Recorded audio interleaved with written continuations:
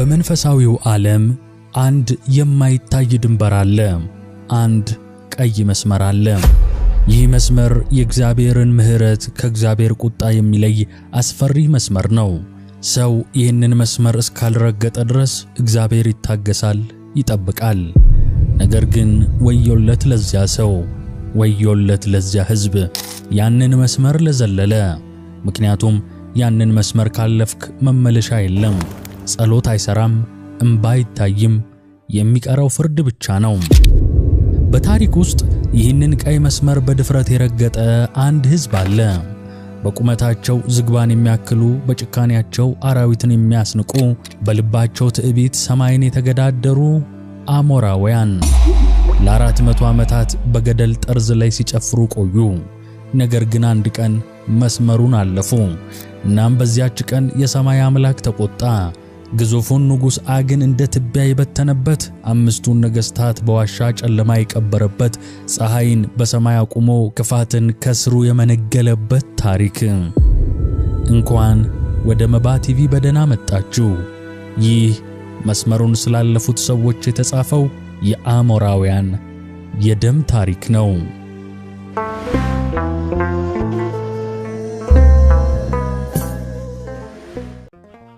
ክቡራትና ክቡራን ውድ የመባ ቲቪ ቤተሰቦች፣ ከልዑል እግዚአብሔር ድጋፍ ቀጥሎ መባ ቲቪ በእናንተ በተመልካቾቻችን ማበረታቻ በሰፊ አገልግሎት መንገድ ላይ ይገኛል። ነገር ግን ዛሬም 61 ከመቶ ተመልካቾቻችን ቻናላችንን ሰብስክራይብ ሳታደርጉ እንደምትመለከቱ ተረድተናል። እባክዎ አሁኑኑ ሰብስክራይብ በማድረግና የደወል ምልክቷን በማብራት አገልግሎቱን ይደግፉ። ቪዲዮውንም ላይክ አድርገው ይጀምሩ። እናመሰግናለን። በስመ አብ ወወልድ ወመንፈስ ቅዱስ አሐዱ አምላክ አሜን። ታሪክ አንዳንዴ በወረቀት ላይ ይጻፋል፣ አንዳንዴ ደግሞ በድንጋይ ላይ ይቀረጻል። ነገር ግን በጣም አስፈሪው ታሪክ በደም የሚጻፈው ነው። ዛሬ የምንገልጠው የታሪክ መዝገብ አቧራ የለበሰ፣ በዘመናት ጥላ ስር የተደበቀ፣ ነገር ግን ሲከፈት ዓለምን የሚያንቀጠቅጥ ምስጢር የያዘ ነው። ውድ ተመልካቾች፣ እስቲ ላፍታ በዓይነ ሕሊናችሁ ተከተሉኝ። ወደ ኋላ እንሂድ፣ በጣም ሩቅ ዘመን ወደ ኋላ። ዛሬ እኛ መካከለኛው ምስራቅ እያልን ወደምንጠራው፣ በዚያን ዘመን ግን የስልጣኔን ብርት ወደ ነበረው ምድር እንጓዝ። በዚያ ምድር ላይ አንድ ሕዝብ ነበረ። እነዚህ ሰዎች ተራ ሰዎች አልነበሩም። በዘመኑ የነበረው ዓለም ስማቸው ሲጠራ ይርበተበታል። ነገሥታት ዙፋናቸው ላይ ሆነው ስለ እነርሱ ሲወራ ልባቸው ይርዳል። ግብፃውያን በፒራሚዶቻቸው ጥላ ስር ሆነው የእነዚህን ሰዎች ወሬ በሹክሹክታ ያወራሉ። ማንነታቸው ግራም ያጋባ፣ አቅማቸው ከሰው ተፈጥሮ ያፈነገጠ፣ ምኞታቸው ሰማይን የነካ አሞራውያን። ብዙዎቻችን መጽሐፍ ቅዱስን ስናነብ አሞራውያንን እንደ አንድ ተራ በከነዓን ምድር በድንኳን እንደሚኖር እረኛ ወይም ዘላን ሕዝብ አድርገን እንቆጥራቸው ይሆናል። ነገር ግን ይህ ትልቅ ስህተት ነው። የአሞራውያን ታሪክ ከዚህ እጅግ የረቀቀ ነው። የታሪካቸው ፈለግ የሚጀምረው እዚህ ዛሬ በምናውቃት ከነዓን ወይም ፍልስጤም ምድር ላይ አይደለም። መነሻቸው ከሰው ልጅ ስልጣኔ ምንጭ ከኤፍራጥስና ከጤግሮስ ወንዞች ማዶ ከጥንታዊቷ ሜሶፖታሚያ የአሁኗ ኢራቅ ነው። ከክርስቶስ ልደት በፊት በ3ኛው ሺህ በሱመራውያን የሸክላ ጽሑፎች ላይ አንድ እንግዳ ስም መታየት ጀመረ፣ አሙሩ የሚል ቃል። በጥንቱ የሱመር ቋንቋ አሙሩ ማለት የምዕራብ ሰዎች ማለት ነው። ፀሐይ ወደምትጠልቅበት አቅጣጫ የሚኖሩ፣ ከሶሪያ በረሃዎች ተነስተው እንደ አውሎ ንፋስ የሚመጡ ኃያላን ማለት ነው። እነዚህ የምዕራብ ሰዎች ወደ ከተሞች ሲገቡ መጀመሪያ እንደ እንግዳ ተቆጠሩ። በኋላ ግን የነገሥታቱን ዙፋን ተቆጣጠሩ፣ የራሳቸውን ሥርወ መንግሥት መሠረቱ። አንድ እውነት ልንገራችሁ፣ ዓለም በታላቅ አክብሮት የምታነሳው የስልጣኔ ሁሉ እናት የምትባለው ታላቋ ባቢሎን ከትንሽ መንደርነት ወደ ታላቅ የዓለም ኢምፓየርነት የተሸጋገረችው በእነዚሁ የአሞራውያን እጅ ነበር። አዎን፣ ባቢሎንን የገነቧት አሞራውያን ናቸው። ዓለም የሕግ አባት እያለች የምታሞግሰው የመጀመሪያውን የተጻፈ ሕግ በድንጋይ ላይ የቀረጸው ታላቁ ንጉሥ ሐሞራቢ አሞራዊ ነው። ነገር ግን ወዳጆቼ፣ የአሞራውያን እውነተኛው ማንነት ያለው በስልጣኔያቸው ውስጥ አይደለም። አሞራውያን አሞራዊ ያሰኛቸው ከግንባቸው ውፍረት በስተጀርባ የተደበቀ እጅግ ዘግናኝና የጨለማ ታሪክ አላቸው። ይህንን ለማግኘት ወደ ኖህ ድንኳን መመለስ አለብን። ታሪኩ የሚጀምረው ከአንድ እርግማን ነውና። ከጥፋት ውሃ በኋላ ኖህ በድንኳኑ ውስጥ ወይን ጠጥቶ በሰከረ ጊዜ ልጁ ካም የአባቱን እርቃን አየ። ኖህ ከእንቅልፉ ሲነቃ ኃጢአቱን የሠራው ካም ሆኖ ሳለ ኖህ ግን የረገመው የካምን ልጅ ከነዓንን ነው። ከነዓን የተረገመ ይሁን አለ። አሞራውያን የዚህ የተረገመው የከነዓን ቀጥተኛ ዘሮች ናቸው። በደማቸው ውስጥ ገና ከመነሻው አንድ አጋንንታዊ ዲኤንኤ ተሸክመው ነበር። ይህንን ለመረዳት አንድ እንግዳ የሆነ ቃል ላስተዋውቃችሁ። ረፋይም። መጽሐፍ ቅዱስ አሞራውያንን ሲገልጣቸው በተደጋጋሚ ከዚህ ቃል ጋር ያያይዛቸዋል። ረፋይም ማለት ረአይንት ከሚለው ማለትም ግዙፋን፣ የሙታን መናፍስት ወይም አስፈሪዎች የሚለው ቃል አቻ ነው። ይህ ባዮሎጂካዊ እውነታ ነው። በዘመነ ኖህ ከጥፋት ውሃ በፊት የእግዚአብሔር ልጆች የተባሉት የሴት ዘሮች ከሰው ልጆች ማለትም ከቃየን ልጆች ጋር ተዳቅለው ኔፍሌም የተባሉትን ግዙፋን እንደወለዱ መጽሐፍ ይነግረናል። ከጥፋት ውሃ በኋላ ይህ የግዙፋን ባህሪ በከነዓን ልጆች ውስጥ በተለይም በአሞራውያን ውስጥ በኃይል ተገለጠ። ለዚህ ነው ነቢዩ አሞጽ ስለ አሞራውያን ሲናገር እኔ ግን አሞራዊውን ከፊታችሁ አጠፋው፣ ቁመቱ እንደ ዝግባ ቁመት ኃይሉም እንደ ወርካ ነበረ የሚለው። ነቢዩ እያወራ ያለው ስለ ዛፍ አይደለም፣ ስለ ሰው ነው። አንድ ሰው ቁመቱ እንደ ዝግባ ነው ሲባል ምን ይታያችኋል? አሞራውያን በተራ ሰው ዓይን ሲታዩ እግዚአብሔር የፈጠራቸው አይመስሉም። እነዚህ ሰዎች ግንብ ገነቡ፣ ማን ይነካናል ብለው ተመኩ። ትክክል ነበሩ። በሰው ጉልበት ማንም ሊደፍራቸው አይችልም። ነገር ግን በትዕቢታቸው ከፍታ ላይ ሳሉ አንድ የሰዓት ቆጣሪ መሽከርከር ጀመረ። አሞራውያን ግዙፋን ናቸው። ምድርን በኃይል ገዙ። ደማቸው የተበከለ፣ ተግባራቸው የረከሰ። ብዙዎቻችን በሕይወታችን የምንጠይቀው ጥያቄ ይህ ነው። እግዚአብሔር ሆይ ክፉዎች ሲሳካላቸው፣ ጻድቃን ሲረገጡ ለምን ዝም ትላለህ የሚለው ጥያቄ። መልሱን ለማግኘት ከጦር ሜዳ ወጥተን ወደ አንድ ጸጥ ያለ ስፍራ መሄድ አለብን። አሁንም ወደ ኋላ እንመለስ። እስራኤል ገና ሕዝብ ከመሆናቸው በፊት አሞራውያን ገና በከነዓን ምድር የኃያልነት ጣሪያ ላይ ከመድረሳቸው አስቀድሞ ወደ አንድ የጨለማ ምሽት አብረን እንጓዝ። ጊዜው ከክርስቶስ ልደት በፊት 2000 ዓመታት ገደማ ነው። ቦታው የከነዓን ምድረ በዳ። አንድ አዛውንት ሰው ከድንኳኑ ወጥቶ ወደ ሰማይ ይመለከታል፣ ከዋክብትን ይቆጥራል። ይህ ሰው አብርሃም ነው። ኦሪት ዘፍጥረት ምዕራፍ 15 በሰው ልጅ ታሪክ ውስጥ ከተመዘገቡት እጅግ አስፈሪና ምስጢራዊ ሌሊቶች አንዱን ይተርካል። በዚያች ሌሊት አብርሃም ለእግዚአብሔር መስዋዕት አቀረበ። እንስሳቱን ለሁለት ከፈለ። ፀሐይ ልትጠልቅ ስትል አብርሃም ከባድ እንቅልፍ መጣበት። መጽሐፍ ቅዱስ ሲገልጸው ድቅድቅ ጨለማና የሚያስፈራ ድንጋጤ ወደቀበት ይላል። በዚያ በተቀደሰ ጨለማ ውስጥ የሰማይ ድምፅ መጣ። እግዚአብሔር ከአብርሃም ጋር ውል ሊዋዋል የዘመናትን ዕቅድ ሊገልጥለት ነው። እግዚአብሔር ለአብርሃም የነገረው ትንቢት አብርሃም የጠበቀው አይነት የምስራች አልነበረም። ልብን የሚሰብር ተስፋን የሚፈታተን አስደንጋጭ ቃል እንጂ። እግዚአብሔር እንዲህ አለ፣ ዘርህ በሌላ ሀገር ስደተኞች ይሆናሉ፣ ባሮችም ያደርጓቸዋል፣ 400 ዓመትም ያስጨንቋቸዋል። አብርሃም ደነገጠ። ለምን ጌታ ሆይ? አንተ እኮ ወዳጄ ነህ። ለምን ልጆቼ 400 ዓመት ባሪያ ይሆናሉ? ለምን አሁን ምድሪቱን ወርሰን አሞራውያንን አባረን በሰላም አንኖርም ብሎ በልቡ ጠይቆ ይሆናል። የእግዚአብሔር መልስ ግን አጭር፣ ረቂቅና የታሪክን ሚዛን የሚቀይር ነበር። እንዲህ አለው፣ በአራተኛው ትውልድ ወደዚህ ይመለሳሉ፣ ምክንያቱም የአሞራውያን ኃጢአት ገና አልሞላምና አለው። ወዳጆች ሆይ ይህንን አረፍተ ነገር እስቲ በልባችሁ ቅረጹት። ጽዋው ገና አልሞላምና። ይህ ምን ማለት ነው? እዚህ ጋር ነው የመለኮታዊ ፍትህ ቀመር የሚገባን። እግዚአብሔር የፍትህ አምላክ ነው። እርሱ እንደ ሰው በስሜት ተነሳስቶ በድንገተኛ ቁጣ ተንተክትኮ የሚፈርድ አምላክ አይደለም። እግዚአብሔር ለግለሰቦችም ሆነ ለሀገራት የሰጠው የጊዜ ገደብ ወይም ቀጠሮ አለው። በአብርሃም ዘመን ምንም እንኳን አሞራውያን ክፎች ቢሆኑም፣ ምንም እንኳን ኃይለኛ ቢሆኑም የኃጢአት ገንዳቸው ገና አልሞላም ነበር። ምናልባት ግማሽ፣ ምናልባትም ሩብ ይሆናል። እግዚአብሔር ፍትሐዊ ዳኛ ስለሆነ እስኪሞላ ድረስ እጠብቃቸዋለሁ አለ። ይህ እውነታ አንድ የሚያስደነግጥ ሌላ ገጽታ አለው። ብዙውን ጊዜ ይህንን ጥቅስ ስናስብ የምናተኩረው በእስራኤል ባርነት ላይ ነው። ወዮ ለ400 ዓመታት ተሰቃዩ እንላለን። ነገር ግን ሳንቲሙን ገልብጠን እስቲ እንየው።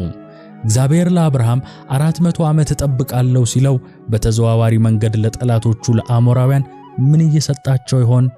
400 ዓመት የንስሐ ዕድል። እስኪ አስቡት፣ እግዚአብሔር የገዛ ሕዝቡን የመረጣቸውን የአብርሃም ልጆች በባርነት ቀንበር ስር በጅራፍና በውርደት ሥራ ቆይቶ ለጠላቶቹ ለአሞራውያን ግን የ400 ዓመት የጊዜ ገደብ ሰጠ። ለምን? ምናልባት ልባቸውን ይመልሱ ይሆናል። ምናልባት ከክፉ መንገዳቸው ይጸጸቱ ይሆናል። ምናልባት እንደ ነነዌ ሕዝብ ንስሐ ይገቡ ይሆናል ብሎ ጠብቆ ይሆናል። ይህ የእግዚአብሔርን ትዕግስት ወሰን የለሽነት ያሳያል። እግዚአብሔር ለተረገመው ዘር እንኳን ዕድል የሚሰጥ አምላክ ነው። ነገር ግን ወዮለት ለዚያ ሕዝብ ያንን ዕድል አባከነ። አሁን የሰዓት ቆጣሪው መሽከርከር ጀመረ። 400 ዓመታት፣ 4 ክፍለ ዘመናት፣ ወደ 10 ወይም 12 የሚጠጉ ትውልዶች። እስኪ አሁን ትኩረታችንን ለሁለት እንክፈለው። በእነዚህ 400 ዓመታት ውስጥ በሁለት ዓለማት ምን እየተከናወነ ነበር ብለን እንጠይቅ። በአንድ በኩል ግብጽ አለች። የአብርሃም ልጆች በባርነት ማጥ ውስጥ በግብጽ ይኖራሉ። የጅራፍ ድምጽ ይሰማል፣ የለቅሶ ድምጽ ያስተጋባል። እናቶች ወንድ ልጆቻቸውን ወደ አባይ ወንዝ ሲጥሉ ያለቅሳሉ። የአባቶቻችን አምላክ ሆይ የት አለህ? ረሳህን ወይ እያሉ ወደ ሰማይ ይጮኻሉ። ሰማይ ግን ዝም ያለ ይመስላል። ዝምታው ለ4 ክፍለ ዘመናት ቀጠለ። በሌላ በኩል ደግሞ ከነዓን አለች፣ የአሞራውያን ምድር። እዚህ ምንም ጅራፍ የለም። እዚህ ያለው ዘፈንና እስክስታ ነው። አሞራውያን እየበለጸጉ ነው። ከተሞቻቸውን እያስፋፉ ነው። ግንቦቻቸውን ወደ ሰማይ እያረዘሙ ነው። ንግዳቸው ደርቷል። ወታደራዊ ኃይላቸው በርትቷል። ምናልባት በአደባባይ ቆመው ይሳለቁ ይሆናል። የዚያ ያዛውንቱ የአብርሃም አምላክ የት አለ? ምድሪቱን እሰጣችኋለሁ ብሏቸዋል ነበር። አሁን ግን ዘሮቹ በግብጽ ጭቃ እያቦኩ ነው። እኛን የሚነካ የለም፣ አማልክቶቻችን ኃያላን ናቸው ብለው ይፎክራሉ። የእግዚአብሔር ዝምታ ግን ፍራቻ አልነበረም። የእግዚአብሔር ዝምታ ትዕግስት ነበር። ብዙዎች የእግዚአብሔርን ትዕግስት እንደ ደካማነት ይቆጥሩታል። እግዚአብሔር ዝም ሲል በኃጢአታቸው የተስማማ ወይም ያላየ ይመስላቸዋል። ነገር ግን እውነታው እጅግ ያስፈራል። እግዚአብሔር ዝም ያለው የጊዜ ቆጣሪው ስላልሞላ ብቻ ነበር። 100 ዓመት አለፈ። አሞራውያን አልተመለሱም። ኃጢአታቸው እየባሰ ሄደ። 200 ዓመት አለፈ። አሞራውያን አዲስ ጣዖት አመጡ፣ ሞሎክን። 300 ዓመት አለፈ። አሞራውያን የዝሙት ጥግ ላይ ደረሱ። ትዕቢታቸው ሰማይ ጠቀሰ። እያንዳንዱ ቀን፣ እያንዳንዱ ዓመት አንዲት ጠብታ ወደ ጽዋው ትጨምር ነበር። አሞራውያን አላወቁትም እንጂ የሚኖሩት በብድር ጊዜ ላይ ነበር። የሚተነፍሱት አየር፣ የሚረግጡት መሬት በምህረት ገመድ የተያዘ ነው። ነገር ግን ያ ገመድ እየሳሳ መጣ። የጽዋው ጠርዝ እየሞላ መጣ። 400 ዓመት እያለቀ ነው። በግብጽ ምድር የባሪያዎች የጩኸት ጽዋ፣ በከነዓን ምድር ደግሞ የአሞራውያን የኃጢአት ጽዋ ሞልቶ ሊፈስ ሆነ። የአሞራውያን የመጨረሻዎቹ ዓመታት እየተቆጠሩ ነው። አሁን ያንን የሰዓት ቆጣሪ ድምጽ በልባችሁ ያዙ፣ ተከተሉኝ። ጊዜው እየሄደ ነው። 400 ዓመት እየተገባደደ። በዚህ ጊዜ አሞራውያን ጽዋቸውን በምን ሞሉት? እግዚአብሔርን ያስቆጣው ያዘግናኝ ኃጢአትስ ምን ነበር ብለን እንጠይቅ። ይህንን ጥያቄ ለመመለስ ከምድረ በዳው ወጥተን ወደ ከተማቸው መግባት ይኖርብናል። ወደ እነዚያ ሰማይ ጠቀስ ግንቦች፣ ወደ አሞራውያን የስልጣኔ ማማ። ከውጭ ስታዩት ከተማው ያማረ ነው። ግንቦቹ በተጠረበ ድንጋይ ተሰርተዋል። በሮቹ በነሐስ ተለብጠዋል። የንግድ እንቅስቃሴው ደርቷል። ሰዎች በቅንጦት ይኖራሉ። ጥበብና ዕውቀት ፈልቋል። ነገር ግን ወደ ከተማው መሃል ስትጠጉ አየሩ ላይ የሰፈረ አንድ የሚከብድ ሽታ አለ። የአፍንጫን ቀዳዳ የሚለበልብ፣ የነፍስን ጥልቀት የሚረብሽ እርጉም ሽታ። ይህ የሞት ሽታ ነው። የተቃጠለ ሥጋ ሽታ። ኑ ከከተማው ወጣ ብሎ ወደሚገኘው ሸለቆ አብረን እንውረድ። ይህ ቦታ የሄኖም ሸለቆ ይባላል፣ ወይም በአሞራውያን ቋንቋ ቶፌት። ትርጉሙ የሚቃጠል ምድጃ ወይም የከበሮ ቦታ ማለት ነው። ጊዜው ሌሊት ነው። ጨለማው ምድሩን ውጦታል። ነገር ግን ሸለቆ በደማቅ ብርሃን ተጥለቅልቋል። የመብራት ብርሃን አይደለም፣ የሚንቀለቀል የእሳት ብርሃን እንጂ። በዚያ እሳት መሃል አንድ ግዙፍ አስፈሪ የነሐስ ምስል ቆሟል። ይህ የአሞራውያን ዋና አምላክ ሞሎክ ይባላል። ቅርጹን አስተውሉት። አካሉ የሰው አካል፣ ትልቅ ጡንቻና ግዙፍ፣ ራሱ ግን የሰው ራስ አይደለም። ቀንዶቹ የረዘሙ የኮርማ ወይም የበሬ ራስ እንጂ። ይህ ናስ ምስል ውስጡ ባዶ ነው። በውስጡ እንደ ምድጃ እሳት ይነድበታል። ነበልባሉ በጣዖቱ ዓይኖችና አፍ በኩል ይወጣል። የጣዖቱ ካህናት ከስር እንጨት እየማገዱ የናስ ምስሉን ያግሉታል። የናሱ ቀለም እስኪቀየር ወይም ወደ ቀይ ፍህምነት እስኪለወጥ እንደ ፀሐይም እስኪንቀለቀል ድረስ ያሞቁታል። ሞሎክ እጆቹን ወደፊት ዘርግቷል፣ ልክ አንድ አባት ልጁን ለማቀፍ እጁን እንደዘረጋ ሁሉ።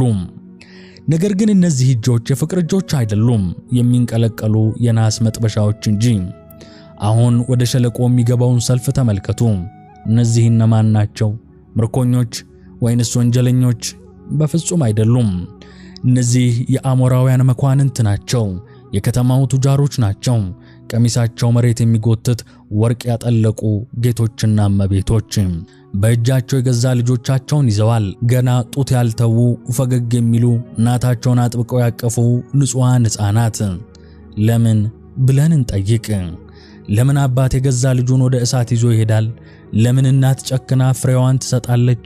ምክንያቱም አሞራውያን አንድ ሰይጣናዊ እምነት አላቸው። ለሞሎክ የበኩር ልጄን ከሰጠው እርሻዬ ይለመልማል፣ ንግዴ ይስፋፋል፣ በጦርነት አሸንፋለሁ፣ ስልጣኔ ይጸናል ብለው ያምናሉ። ስልጣኔያቸውን የገነቡት የብልጽግና መሰረታቸውም የልጆቻቸው ደም ነው። ይህ ስልጣኔ የተባለ አረመኔነት ነው። ሰልፉ ወደ ጣዖቱ ቀረበ። የጣዖቱ ካህናት ልጆቹን ከእናታቸው እቅፍ ይነጥቃሉ። ሕፃኑ ያለቅሳል፣ እናቱን ይፈልጋል። ነገር ግን ወደ እሳቱ ይቀርባል። በዚያን ሰዓት አንድ የሚሰቀጥጥ ነገር ይፈጠራል። ካህናቱ ምልክት ይሰጣሉ። ከበሮ መቺዎቹ በሙሉ ኃይላቸው ከበሮን ይደልቃሉ። ጥሩምባው ይነፋል፣ ሕዝቡ ይጮሃል። ይህ ጩኸት ሕፃኑ በጋለው የነሐስ እጅ ላይ ሲቀመጥ ስጋውም ሲለበለብ የሚያሰማውን የስቃይ ጩኸት እናትና አባት እንዳይሰሙ ለማፈን ነው። የሕፃኑ ጩኸት በከበሮ ድምፅ ይዋጣል። እናቶች እያዩ አባቶች እየተመለከቱ ሕፃኑ አመድ ይሆናል። እናም አሞራውያን በልጆቻቸው አመድ ላይ ቆመው ስልጣኔ፣ ሰላም፣ ብልጽግና እያሉ ይዘፍናሉ። ወዳጆቼ ሆይ እግዚአብሔር ይህንን እያየ በዙፋኑ ላይ ምን የሚሰማው ይመስላችኋል? በየቀኑ በየሌሊቱ የንጹሃን ደም እንደ ጎርፍ ይፈሳል። አንዲት ጠብታ ደም ስትፈስ የሰዓት ቆጣሪው ይሄዳል። ሌላ ሕፃን ሲቃጠል ጽዋው ሊሞላ ይቀርባል። እግዚአብሔር ለምን ዝም አለ ትላላችሁ? ዝም አላላቸውም፣ ጽዋውን እየሞላ ነው። የአሞራውያን ኃጢአት ግን በሞሎክ ብቻ አላበቃም። ደም ካፈሰሱ በኋላ ወደ ከተማቸው ተመልሰው የሚያደርጉት ነገር ምድርን ይበልጥ የሚያረክስ ሆነ። መጽሐፍ ቅዱስ በኦሪት ዘሌዋውያን ምዕራፍ 18 ላይ የእግዚአብሔርን ሕግ ሲሰጥ አሞራውያን ይፈጽሙት የነበረውን አጸያፊ ተግባር ዘርዝሮታል። እነርሱ ዘንድ ነውር የሚባል ነገር ጠፋ።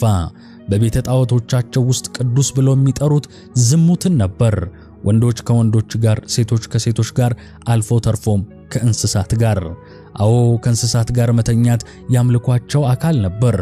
የሰው ልጅ ክብር ወረደ፣ ከእንስሳትም በታች ሆኑ። የእግዚአብሔር መልክና አምሳል በጭቃ ተለውሶ በደም ተጨማለቀ። ጠንቋዮችና መናፍስት ጠሪዎች የከተማው መሪዎች ሆኑ። ከሙታን ጋር ይነጋገራሉ፣ ከአጋንንት ጋር ቃል ኪዳን ያደርጋሉ። ምድሪቱ መተንፈስ አቃታት። መጽሐፍ ቅዱስ እጅግ አስገራሚ ቃልን እዚህ ጋር ይነግረናል። ምድሪቱም ረክሳለች፣ ምድሪቱም በራሷ ላይ የተቀመጡትን ሰዎች ተፋች ይለናል። ልብ በሉ፣ እግዚአብሔር ብቻ አይደለም የተቆጣው። ተፈጥሮ ራሷ፣ መሬት ራሷ አሞራውያንን መሸከም አቃታት። የሕፃናት ደም ወደ ውስጥ የሰረገባት መሬት አቅለሸለሻት፣ ሆዷ ተላወሰ። እነዚህን አውሬ ከላይ ላይ አንሱልኝ ብላ ጮኸች። አሁን 400 ዓመት ሊያልቅ ነው። የመጨረሻዎቹ ደቂቃዎች እየተቆጠሩ ነው። የኃጢአት ጽዋው እስከ አፉ ሞልቷል። በሕፃናት ደም፣ በዝሙት ርኩሰት፣ በትዕቢት እብጠት ሞልቷል። አንዲት የመጨረሻ ጠብታ ብቻ ቀርታለች። በግብጽ ምድር ሙሴ በትሩን አነሳ። በከነዓን ምድር የመጨረሻው ሕፃን ወደ እሳቱ ተወረወረ። ያቺ ጠብታ ጽዋው ላይ ወደቀች፣ ሞላ፣ ፈሰሰ። የአሞራውያን ጊዜ አበቃ። የምህረት በር ተዘጋ፣ የፍርድ በር ተከፈተ። እግዚአብሔር ከዙፋኑ ሆኖ ሁሉን አየ። በቃ አለ። ከእንግዲህ የአንድ ሕፃን ደም በከነዓን ምድር እንዲፈስ አልፈቅድም አለ። አሁን የሰራዊት ጌታ ተዘጋጅቷል። በምድር ላይ ደግሞ እግዚአብሔር ያዘጋጀው የጥፋት ኃይል ሆኖ የተገለጠው ከግብጽ ወጥቶ ቀይ ባህርን እየተሻገረ ነው። አሞራውያን ግን ይህንን ሁሉ አያውቁም። አሁንም ከበሮ ይደለቃል፣ አሁንም ይጨፈራል። ከዮርዳኖስ ማዶ ሞት እየመጣባቸው እንደሆነ አልሰሙም። የመጀመሪያው ፈተና ሊጀምር ነው። የ400 ዓመት የሰዓት ቆጣሪ ዜሮ ላይ ደረሰ። እስራኤላውያን ከምድረ በዳው ወጡ። ፊታቸው እንደ ጠዋት ፀሐይ ያበራል። ልባቸው በእምነት ተሞልቷል። ከግብጽ ባርነት ወጥተው ቀይ ባህርን ተሻግረው በረሃውን አቋርጠው እነሆ አሁን በድንበር ላይ ቆመዋል። ከፊታቸው የተስፋይቱ ምድር ትታያለች፣ ያቺ ማርና ወተት የምታፈሰው ምድር። ነገር ግን አንድ ትልቅ ችግር አለ። ወደዚህ ምድር ለመግባት የበሩን መክፈቻ ቁልፉን የያዙ አስፈሪ የሆኑ የበር ጠባቂዎች አሉ። እነዚህ ጠባቂዎች ተራ ወታደሮች አይደሉም። የምስራቁን በር የያዙት የአሞራውያን ኃያላንና ጨካኝ ነገሥታት ናቸው። እስኪ ሁኔታውን በደንብ እንረዳ። እስራኤላውያን እዚህ ላይ ሲቆሙ ይህ የመጀመሪያቸው አይደለም። አስቀድሞ እዚህ ቦታ ጋር መጥተው ነበር። ነገር ግን ያኔ ምን ተፈጠረ? 12 ሰላዮችን ላኩ። ሰላዮቹ ተመልሰው ሲመጡ እጃቸው እየተንቀጠቀጠ ዓይናቸው በፍርሃት ፈጦ እንዲህ አሉ፣ ወንድሞቻችን ሆይ ተመለሱ። በዚህ ምድር ያሉት ሰዎች አይደሉም፣ ግዙፋን ናቸው። ከተሞቻቸው ወደ ሰማይ የደረሱ ናቸው። እኛ በፊታቸው ስንታይ እንዳንበጣ ነን አሉ። ይህ ያንበጣ ስነ ልቦና ይባላል። ፍርሃት አንድን ትውልድ ሙሉ በሙሉ በምድረ በዳ አስቀረው። ጠላትን ስታየው ራስህን አሳንሰህ የምታይበት፣ እኔ ኢምንት ነኝ እርሱ ግን ግዙፍ ነው ብለህ የምትሸበርበት በሽታ ያንበጣ ስነ ልቦና ይባላል። አሁን ግን ያ ፈሪ ትውልድ በምድረ በዳ አልቋል። አዲሱ ትውልድ መጥቷል። መሪው ሙሴ ነው። እናም ዛሬ ያንን የድሮ ፍርሃት ፊት ለፊት ሊጋፈጡ ነው። የመጀመሪያው ፈተና የሐሽቦኑ ንጉሥ ሲሆን ይባላል። ሲሆን የአሞራውያን የትዕቢት ምሳሌ ነው። ግዛቱ ሰፊ፣ ሰራዊቱ ብርቱ። ሙሴ እንደ እግዚአብሔር ሰውነቱ ጦርነትን በመጀመሪያው አማራጭነት አልፈለገም። ለንጉሥ ሲሆን የሰላም መልእክትን ላከ። እባክህ ወንድሜ በምድርህ በኩል እንለፍ፣ እህልህን አንነካም፣ ውሃህን አንጠጣም፣ ከጉድጓድህ አንቀዳም፣ በንጉሡ ጎዳና ብቻ አቋርጠን ወደ ቦታችን እንሄዳለን አለው። ነገር ግን ሲሆን ይህንን ሲሰማ ሳቀ። እነዚህ ባሮች፣ እነዚህ የግብጽ ስደተኞች በእኔ ምድር ላይ እግራቸውን ሊያሳርፉ ብሎ ጠየቀ። ልቡ እንደ ፈርዖን ልብ ደነደነ። የአሞራውያን ደም በውስጡ ፈላ። መልእክተኞቹን አባረረ። ሰራዊቱን ሁሉ አሰባስቦ እስራኤልን ከምድረ ገጽ ለማጥፋት ወደ ምድረ በዳው ወጣ። ሲሆን በራሱ ጉልበት ተማምኖ ነበር። ያላወቀው ነገር ቢኖር እየተጋፈጠ ያለው የሙሴን ሰራዊት ብቻ ሳይሆን የ400 ዓመቱን የእግዚአብሔር ፍርድ ጭምር ነው። ጦርነቱ በሐያዝ ተደረገ። አጭርና ደም አፋሳሽ ነበር። ትዕቢተኛው ሲሆን ወደቀ። ሰራዊቱ ተበተነ። ከተሞቹ ተወረሱ። ይህ የመጀመሪያው ድል ለእስራኤላውያን እንደ ማሟሟቂያ ሆነ። አንበጣ አይደለንም፣ ግዙፋንን መጣል እንችላለን የሚል አዲስ መንፈስ በውስጣቸው ዘራ። ነገር ግን ወዳጆቼ ዋናው ጨዋታ ግን ገና ነው። ሲሆን ሰው ነው፣ ጠንካራ፣ ጨካኝ፣ ነገር ግን ሰው። ከእርሱ ቀጥሎ የሚመጣው ግን ከሰው በላይ የሆነ ፍጡር ነው። እስራኤል ወደ ሰሜን ወደ ባሳን ምድር አቀናች። እዚህ ጋር ነው የሲኦል ደጆች የተከፈቱ የሚመስለው። እዚህ ጋር ነው የአሞራውያን የመጨረሻው ምስጢር የሚገለጠው። የባሳን ንጉሥ አግ። ይህ ስም ሲጠራ የጥንቱ ዓለም ይርበተበታል። መጽሐፍ ቅዱስ በኦሪት ዘዳግም ምዕራፍ 3 ላይ ስለ አግ ሲናገር አንድ እጅግ ወሳኝ የሆነ መረጃን ይሰጠናል። ከረፋይም ወገን የቀረው የባሳን ንጉሥ አግ ብቻ ነበር ይለናል። ረፋይም አስቀድመን እንዳየነው እነዚህ ሰዎች ተራ ሰዎች አይደሉም። የጥንት ግዙፋን የንፍሌም ቅሪቶች በዘር የተዳቀሉ ግማሽ ሰው ግማሽ ጭራቅ ብንል ማጋነን የማይሆንባቸው ናቸው። አግ የዚህ ዘር የመጨረሻው ንጉሥ ነው። የግዝፈቱን ልክ ለማወቅ ትፈልጋላችሁ? መጽሐፍ ቅዱስ የቁመቱን ሜትር ባይነግረንም የሚተኛበትን አልጋ ልክ ግን መዝግቦልናል። አልጋው የብረት አልጋ ነበር። ርዝመቱ 9 ክንድ፣ ወርዱ 4 ክንድ ነበረ። እስኪ ይህንን በዘመናዊ መለኪያ እናስላው። 9 ክንድ ማለት ወደ 4 ሜትር አካባቢ ነው። እስኪ የቤታችሁን ግድግዳ ተመልከቱ። ምናልባት ርዝመቱ 2.5 ሜትር ሊሆን ይችላል ወይንም ደግሞ 3 ሜትር። ንጉሥ አግ ግን አልጋው ብቻ 4 ሜትር ነው። ይህ ሰው ቆሞ ሲራመድ ባለ 2 ፎቅ ቤትን ያክላል። ጥላው ብቻውን ያስፈራል። ከዚያም በላይ መጽሐፍ ቅዱስ አልጋው ከብረት የተሰራ እንደሆነ ይነግረናል። ለምን ግን ከብረት? ነገስታት እኮ በወርቅ በዝግባ እንጨት ወይም በዝሆን ጥርስ ያጌጠ አልጋ ላይ ነው የሚተኙት። አግ ለምን ብረት ላይ ተኛ ብሎ መጠየቅ ይገባል። መልሱ ቀላልና አስፈሪ ነው። የእንጨት አልጋ የአግን ክብደት መሸከም አይችልም። የዚህ ግዙፍ ሰው አካል ጡንቻና አጥንት ክብደት ተራ እንጨትን እንደ ስንጥር የሚሰብር ስለነበር ብቸኛው አማራጭ ብረት ሆነ። አግ ሲራመድ መሬት ይንቀጠቀጣል። ድምፁ እንደ ነጎድጓድ ነው። የሚገዛቸው ከተሞች 60 ከተሞች ነበሩት። ሁሉም በረጃጅም ግድግዳዎችና በነሐስ መወርወሪያዎች የተመሸጉ ናቸው። የግዙፋን ከተማ ይባላሉ። እስኪ ራሳችሁን በእስራኤላውያን ቦታ አድርጋችሁ አስቡ። ሲሆንን አሸንፋችሁ በድል ስሜት እየመጣችሁ ነው። ድንገት ግን አድማሱ ጠቆረ፣ ምድር ተናወጠች። ከባሳን ተራሮች ላይ ንጉሥ አግ ከነሰራዊቱ ወረደ። እስራኤላውያን አንገታቸውን ቀና አድርገው ሲያዩ ፊት ለፊታቸው የቆመው በሰው አእምሮ ሊታሰብ የማይችል ግዙፍ ፍጥረት ነው። ያ የድሮ ያንበጣ ፍርሃት ተመልሶ መጣ። ጉልበታቸው ተብረከረከ። ይህንንማ ማሸነፍ አንችልም፣ ከሰው ጋር መዋጋት እንችላለን፣ ከዚህ ተራራ ጋር ግን እንዴት እንዋጋለን ብለው አሰቡ። በዚህ ወሳኝና አስጨናቂ ሰዓት ከሰማይ አንድ ድምፅ መጣ። እግዚአብሔር ለሙሴ ተናገረው። ተመለስ፣ ተመለሱ፣ ሽሹ አላለውም። እግዚአብሔር እንዲህ አለ፣ በእጅህ አሳልፌ ሰጥቼዋለሁና አትፍራው አለው። እግዚአብሔር ለሙሴ የነገረው ይህንን ብቻ ነው። ግዙፉን ሰው፣ የብረት አልጋውን፣ 60ውን ከተማ፣ የረፋይምን ዘር እግዚአብሔር እንደ ኢምንት እንደ ትቢያ ቆጠረው። ይህ ሰው ለእናንተ ግዙፍ ሊሆን ይችላል፣ ለእኔ ግን የሠራሁት ፍጡር ነው። 400 ዓመት የጠበቅኩት ጽዋ ሞልቷል። አሁን ጊዜው የፍርድ ነው አለው ለሙሴ። ጦርነቱ በኤድራይ ተደረገ። ይህ ጦርነት የታሪክ ጦርነት ብቻ አይደለም፣ ይህ የዘር ጦርነት ነው። የእግዚአብሔር ዘር ከሰይጣን ዘር ጋር የገጠመበት። አግ ጮኸ፣ መሬቱን መታ፣ ጦሩን ወረወረ። ነገር ግን የእስራኤል አምላክ ከሕዝቡ ጋር ነበረ። መቼም በዚያ ቀን የታየው ነገር ተአምር ነው። ያ ግዙፍ ሰው፣ ያ በብረት አልጋ የሚያድረው የረፋይም ንጉሥ እንደ አንድ የደረቀ ዛፍ ግንድስ ብሎ ወደቀ። ግዙፍ አካሉ መሬቱን አናወጠው። አቧራው ሲበተን እስራኤላውያን ያዩትን ነገር ማመን አቃታቸው። የማይደፈረው ተደፍሯል። እስራኤላውያን በአግ ሬሳ ላይ ሲቆሙ በውስጣቸው የነበረው የመጨረሻው የፍርሃት ሰንሰለት ተበጠሰ። የረፋይምን ንጉሥ ያንን የብረት አልጋ ላይ የሚተኛውን ካሸነፍን በዓለም ላይ ማንም ሊቋቋመን አይችልም የሚል እምነት በልባቸው ታተመ። እግዚአብሔር አግን እንደ ማስተማሪያ ተጠቀመበት።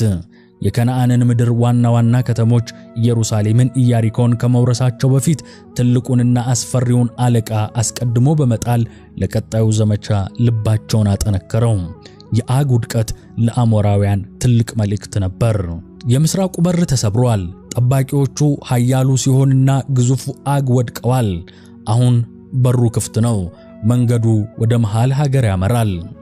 ወደ ኢየሩሳሌም፣ ወደ ኬብሮን፣ ወደ ለኪሶ። ግዙፉ ንጉሥ፣ የባሳኑ አንበሳ፣ የረፋይም ምሰሶ አግ ወደቀ። ይህ ዜና በከነዓን ምድር እንደ ሰደድ እሳት ተቀጣጠለ። ንፋሱ ወሬውን ተሸክሞ ወደ ተራሮቹ፣ ወደ ሸለቆዎቹና ወደ አሞራውያን ምሽጎች አደረሰው። በተለምዶ እንዲህ አይነት ዜና ሲሰማ ጠላት ይርበተበታል፣ እጁን ይሰጣል ወይንም ይሸሻል። ነገር ግን ወዳጆች፣ ክፋት መጨረሻው መጥፋት መሆኑን እያወቀ እንኳን በትዕቢት ከመቀጠል ወደ ኋላ አይልም። አሞራውያን ለመሸሽ ሳይሆን ለመጨረሻው የሞት ሽረት ትግል ተዘጋጁ። አሁን ትኩረታችንን ከባሳን ሜዳዎች አንስተን ወደ ደቡብ፣ ወደ ተራራማው የኢየሩሳሌም ከተማ እናዙር። በዚያ ዘመን ኢየሩሳሌም ኢያቡስ ትባል ነበር። ንጉሷ ደግሞ አዶኒሴዴቅ ይባላል። የስሙ ትርጉም የጽድቅ ጌታ ማለት ነው። ምን አይነት አስቂኝ ተቃርኖ ነው! ስሙ ጽድቅ፣ ስራው ግን ድቅድቅ ጨለማ። ይህ ሰው የአሞራውያን ዋና ስትራቴጂስት፣ የክፋት አቀንቃኝና የሴራቸው ጠንሳሽ ነው። አዶኒሴዴቅ የአግንና የሲሆንን መውደቅ ሲሰማ በድንጋጤ አልተንቀጠቀጠም። ይልቁንም በታላቅ ቁጣ ነደደ። አንድ ብልሃትን አሰበ። እስራኤልን ለብቻዬ መግጠም አልችልም። ሲሆን ሞክሮት አልሆነም። አግ ሞክሮት ወደቀ። ስለዚህ የዓለምን ኃያላን አስተባብሬ የአሞራውያንን ነገሥታት ሰብስቤ በአንድ ላይ ጨርሳቸዋለሁ ሲል አሰላ። የመጨረሻውን ካርድም መዘዘ። መልእክተኞቹን ላከ። 4 ነገሥታትን ጠራ። የኬብሮንን ንጉሥ፣ የርሙትን ንጉሥ፣ የለኪሶን ንጉሥና የኤግሎንን ንጉሥ ከራሱ ጋር ተደምሮ 5ቱ ነገሥታት። ይህ የአሞራውያን ታላቅ ኅብረት ነው፣ የሰይጣን የመጨረሻው ምሽግ። እነዚህ 5 ነገሥታት ሰራዊቶቻቸውን ሲሰበስቡ ምድሩን እንዳንበጣ መንጋ ሸፈኑት። ፈረሶቻቸው ሲያሽካኩ፣ ሰረገሎቻቸው ሲንቀሳቀሱ የሚሰማው ድምፅ ምድርን ያናውጥ ነበር። ነገር ግን የአዶኒሴዴቅ ዕቅድ እስራኤልን በቀጥታ መውጋት አልነበረም። እርሱ የተራቀቀ ወታደራዊ ሰው ነው። እስራኤልን በቀጥታ ከመግጠሙ በፊት እስራኤልን የደገፈችውን ከእስራኤል ጋር የሰላም ውል የፈጸመችውን ገባኦንን ማጥፋት ፈለገ። ገባኦን ታላቅ ከተማ ናት። ነዋሪዎቿ ጀግኖች ናቸው። ነገር ግን የእስራኤልን አምላክ ፈርተው እጃቸውን ሰጥተዋል። አዶኒሴዴቅ ከሃዲዎችን ቅጣት እንቀጣለን፣ ገባኦንን አጥፍተን እስራኤልን ከምሽጉ አውጥተን በሜዳ ላይ እንጨርሳቸዋለን አለ። 5ቱም ነገሥታት ሰራዊታቸውን አንቀሳቀሱ፣ ገባኦንንም ከበቡ። የገባኦን ሰዎች ጠዋት ላይ ሲነቁ ከተማቸው በሞት ጥላ ስር ተከባለች። መውጫ የለም፣ መግቢያ የለም። የአሞራውያን ሰይፍ ተመዞ ይጠብቃቸዋል። ፍርሃት ነገሰ፣ ተስፋ መቁረጥ ሰፈነ። የገባኦን ሽማግሌዎች አንድ ምርጫ ብቻ ነበራቸው፣ ፈጣን መልእክተኛ በድብቅ ወደ ጌልጌላ ወደ ኢያሱ መላክ። መልእክተኛው የሞት ቀጠናውን ጥሶ ወጣ። እየሮጠ እየተንገዳገደ ወደ እስራኤል ሰፈር ደረሰ። ለኢያሱ የነገረው ቃል ይጭንቀት ነበር። እጅህን ከባሮችህ ላይ አትመልስ፣ በተራራው የሚኖሩት አሞራውያን ነገሥታት ሁሉ ተባብረውብናልና ፈጥነህ ድረስልን፣ አድነን፣ እርዳን አለው። ኢያሱ ይህንን መልእክት ሲሰማ ምን ተሰማው? እስኪ ሁኔታውን በዓይነ ሕሊናችሁ ሳሉት። ኢያሱ ያለው ጌልጌላ ነው። ጌልጌላ ማለት በዮርዳኖስ ሸለቆ ውስጥ ከባህር ጠለል በታች ያለ ዝቅተኛ ቦታ ነው። ጦርነቱ ያለበት ገባኦን ደግሞ ተራራማ ቦታ ነው። ከጌልጌላ እስከ ገባኦን ያለው ርቀት ወደ 30 ወይም 40 ኪሎ ሜትር ይደርሳል። ይህ ብቻ አይደለም፣ መንገዱ ዳገት ነው። ከባህር ወለል በታች ተነስቶ ወደ ተራራው ጫፍ የሚደረግ እጅግ አድካሚ የሆነ አቀበት። ለተራ ወታደር ይህንን መንገድ ለመሄድ ቢያንስ 2 ወይም 3 ቀን ይፈጃል። ኢያሱ ሰማዩን ተመለከተ። ቀኑ እየጨለመ ነው። በተለመደው ወታደራዊ ስሌት ዛሬ ተዘጋጅተን ነገ እንወጣለን ማለት ነበረበት። ነገር ግን ኢያሱ የተለመደውን ነገር የሚያደርግ ሰው አይደለም። በዚያች ቅጽበት የእግዚአብሔር ድምፅ መጣ። በእጅህ አሳልፌ ሰጥቻቸዋለሁና አትፍራቸው፣ ከእነርሱ አንድ ሰው እንኳን በፊት አይቆምም አለው። ይህ ቃል ለኢያሱ እንደ ነዳጅ ሆነ። እግዚአብሔር ሰጥቻለሁ ካለ ምን እጠብቃለሁ አለ ለራሱ።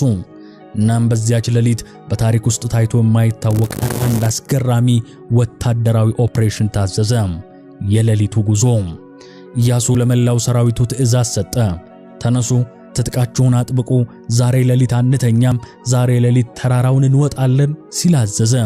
እስቲ አስቡት፣ በጨለማ በሌሊት በሺዎች የሚቆጠሩ ወታደሮች ከባድ የጦር ትጥቅ፣ ጋሻና ሰይፍ ተሸክመው ያንን ከባድ አቀበት፣ ያንን ዳገት መሮጥ ጀመሩ። መራመድ አይደለም፣ መሮጥ ተያያዙ። ምንም ፋኖስ አላበሩም፣ ጠላት እንዳያያቸው።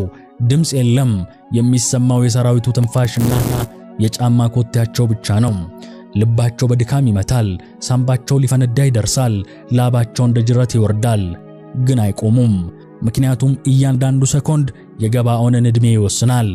አሞራውያንስ ምን እያደረጉ ነው? በገባኦን ዙሪያ የመሸጉት 5ቱ ነገሥታት እስራኤል ጌልጌላ ነው ያለው፣ እዚህ ለመድረስ ቢያንስ 3 ቀን ይፈጅባቸዋል ብለው ተዘናግተዋል። ድንኳናቸው ውስጥ ተኝተዋል። ጠባቂዎቻቸው እያንቀላፉ ነው። ነገ በጠዋት ገባኦንን እናጠፋታለን እየተባባሉ ነው። የማያውቁት ነገር ቢኖር ከታች ከሸለቆው እንደ ነብር ድምፁን አጥፍቶ ሞት እየመጣባቸው መሆኑን ነው። ሌሊቱ ነጎደ፣ ሰዓታት አለፉ። የእስራኤል ሰራዊት ያንን የማይቻል የሚመስለውን ተራራ በቀላሉ ወጣ፣ ድካምንም አሸነፈ። ልክ በአድማስ ላይ የንጋት ጨረር ሲፈነጥቅ፣ ልክ ፀሐይዋ ብቅ ስትል እስራኤላውያን ገባኦን ደረሱ። አሞራውያን አይናቸውን እያሻሹ ከድንኳናቸው ሲወጡ ያዩትን ማመን አልቻሉም። ከበላያቸው በተራራው ጫፍ ላይ የእስራኤል ሰራዊት ተሰልፈዋል። ልክ እንደ መብረቅ፣ ልክ እንደ ጎርፍ ኢያሱና ሰራዊቱ እግዚአብሔር ታላቅ ነው እያሉ ወረዱባቸው። ድንገተኛ ጥቃት ሆነ። አምስቱ ነገሥታት ተደናገጡ። እነዚህ ሰዎች መቼ መጡ? ክንፍ አውጥተው በረሩ እንዴ? ብለው ተሸበሩ። የአሞራውያን ሰራዊት ተረበሸ። ሰረገሎቻቸው ተጋጩ፣ ፈረሶቻቸው ደነበሩ። የታሰበው ዕቅድ ሁሉ ፈረሰ። አንድነት ያሉት ተበታተነ። ኢያሱ ሰይፉን መዘዘ። ጦርነቱ ተጀመረ። ይህ ተራ ጦርነት አይደለም። ያ ሁሉ ትዕቢት፣ ያ ማን ይነካናል የሚል ጉራ አሁን ወደ ፍርሃት ጩኸት ተቀይሯል። ኢያሱና ሰራዊቱ እንደ ተራበ አንበሳ እያሳደዷቸው ነው። አምስቱ ነገሥታት በቤት ሆርን ቁልቁለት ወደ ታች እየተንደረደሩ ነው። ልባቸው በድንጋጤ ቀልጧል። ከኢያሱ ሰይፍ ካመለጠን እንተርፋለን ብለው አስበው ይሆናል።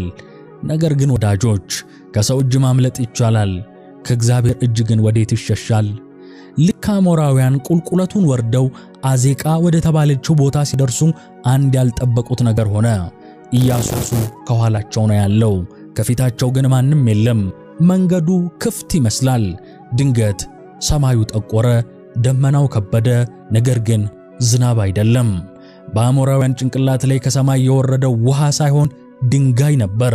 መጽሐፍ ቅዱስ ሲናገር እግዚአብሔር ከሰማይ ታላላቅ የበረዶ ድንጋዮችን አወረደባቸው ይላል። እስኪ አስቡት፣ እነዚህ ድንጋዮች እንደ ጠጠር የሚወረወሩ አይደሉም። እያንዳንዳቸው እንደ መዶሻ የሚቀጠቅጡ፣ እንደ ሚሳኤል ኢላማቸውን የማይስቱ ናቸው። እዚህ ጋር አንድ አስገራሚ ተአምር አለ። ጦርነቱ እጅ ለእጅ ፊት ለፊት ነው የሚደረገው። እስራኤላዊውና አሞራዊው ተቀላቅለዋል። አሞራዊውን ነገር ግን የሰማዩ ድንጋይ ወርዶ የአሞራዊውን ጭንቅላቱን ሲበጥሰው ከጎኑ ያለውን እስራኤላዊ ግን አይነካውም ነበር። የአሞራውያን ሰራዊት በድንጋጤ ተበታተነ። ጋሻቸው ከሰይፍ እንጂ ከሰማዩ ድንጋይ ሊያድናቸው አልቻለም። የራስ ቁራቸው ተሰባበረ። መጽሐፍ ቅዱስ ውጤቱን ሲነግረን አንድ አስደንጋጭ ሪፖርት ያቀርባል። እስራኤል በሰይፍ ከገደላቸው ይልቅ በበረዶ ድንጋይ የሞቱት በዙ ይላል። ይህ ምን ማለት ነው? ጦርነቱን የተዋጋው ኢያሱ አይደለም። ጦርነቱን የተዋጋው እስራኤል አይደለም። ጦርነቱን የተዋጋው እግዚአብሔር ነበር። ለ400 ዓመታት የፈሰሰው የሕፃናት ደም ወደ ሰማይ ጮኸ። አሁን ሰማይ መልሱን በድንጋይ እየላከ ነው። ነገር ግን ችግሩ ገና አልተፈታም። እስራኤል እያሸነፈች ነው። አሞራውያን እየረገፉ ነው። ሆኖም አንድ ትልቅ ጠላት ከፊት ለፊታቸው ቆሟል። አሞራውያን አይደሉም። ያ ጠላት ጊዜ ነው። ኢያሱ ወደ ሰማይ ተመለከተ። ፀሐይ ወደ ምዕራብ እያዘቀዘቀች ነው። ጥላው እየረዘመ መጥቷል። ምሽቱ እየተቃረበ ነው። ኢያሱ ጎበዝ የጦር መሪ ነው። አደጋው ገብቶታል። ፀሐይ ከጠለቀች ጨለማ ከመጣ ጦርነቱ ያበቃል። አሞራውያን ምድሩን ያውቁታል። ጨለማን ተገና አድርገው ወደ ዋሻቸው ይገባሉ፣ ይደበቃሉ። ነገ ጠዋት እንደገና ተደራጅተው ይመጣሉ። ከዚያም በላይ እነዚህ 5 ነገሥታት ካመለጡ የ400 ዓመቱ ፍርድ የተሟላ አይሆንም። እግዚአብሔር ሆይ ቀኑ አጠረብኝ፣ ጊዜው አልበቃኝም ብሎ መጸለይ ነበረበት። በዚያ ሰዓት በሰው ልጅ ታሪክ ውስጥ ከፍጥረት መጀመሪያ ጀምሮ ታይቶም ተሰምቶም የማይታወቅ አንድ ነገር ተፈጠረ። ኢያሱ ከጉልበቱ ተንበርክኮ እባክህ ጌታ ሆይ ብሎ አልጸለየም። በእስራኤል ሁሉ ፊት፣ በሰራዊቱም ሁሉ ፊት፣ በአሞራውያንም ፊት ወደ አንድ ታላቅ ድንጋይ ላይ ወጣ። እጁን ወደ ሰማይ ዘረጋ፣ አይኑን ወደ ፀሐዩ ተከለ። እናም ለፈጣሪ ሳይሆን ለፍጥረቱ ትእዛዝ ሰጠ። ድምፁ እንደ ነጎድጓድ ሆኖ እንዲህ ሲል ጮኸ፣ በገባኦን ላይ ፀሐይ ቁሚ፣ በኤሎም ሸለቆ ጨረቃ ሆይ ቁሚ ሲል አዘዘ።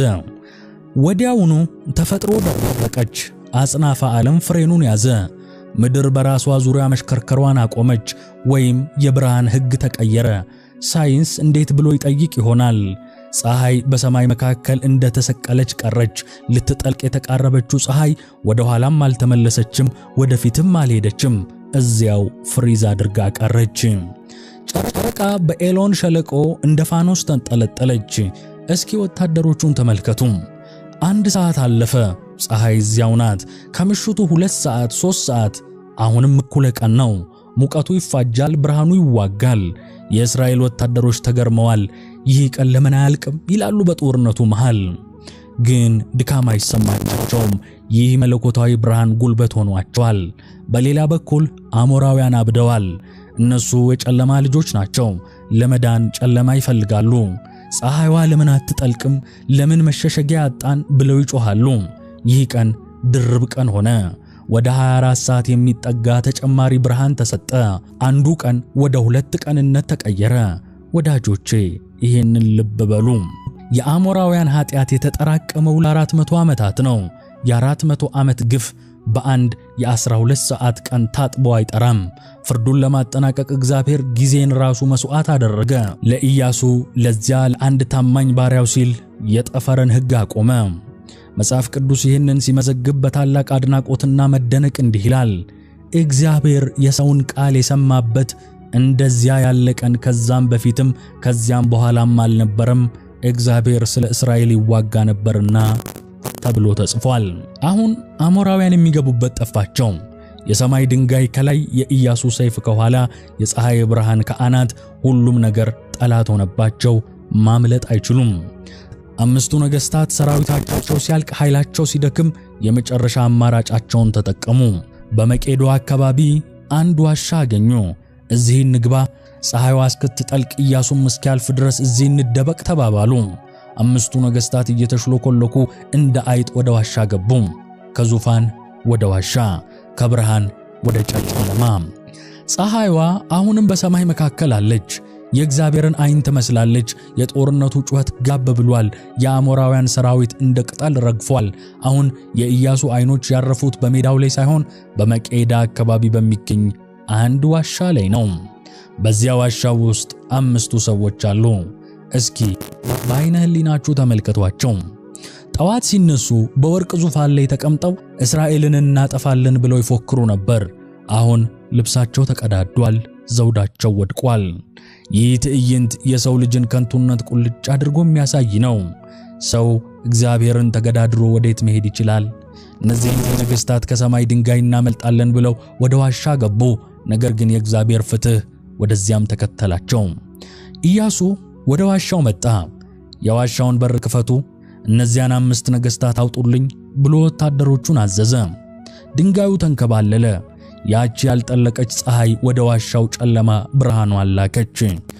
5ቱ ነገሥታት እየተንገዳገዱ ወጡ። በብርሃኑ ፊት ቆሙ። ያ ሁሉ ግርማ፣ ያ ሁሉ የሞሎክ ኃይል፣ ያ ሁሉ አስማት፣ ሁሉም ተገፎ ባዷቸውን ቀርተዋል። በዚህ ጊዜ ኢያሱ ያደረገው ነገር ለትውልድ የሚተላለፍ ታላቅ መልእክት ነበረው። የጦር አዛዦቹን ጠራ፣ በሰራዊቱ ፊት አቆማቸው። እናም አንድ እንግዳ ትእዛዝ ሰጠ። ወደዚህ ቅረቡ፣ እግራችሁን በእነዚህ ነገሥታት አንገት ላይ አድርጉ አለ ለጀነራሎቹ።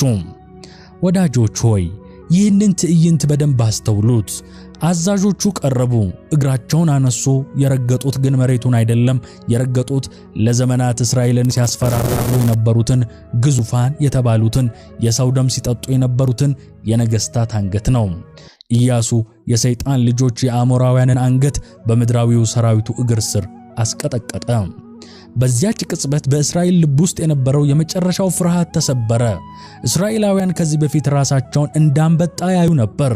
ኢያሱ ግን ታሪኩን ቀየረው። አንበጣ አይደላችሁም፣ እነሱ ናቸው በእግራችሁ ስር የሚረገጡት ያላቸው ነው። ከዚህ በኋላ ፍርዱ ተፈጸመ።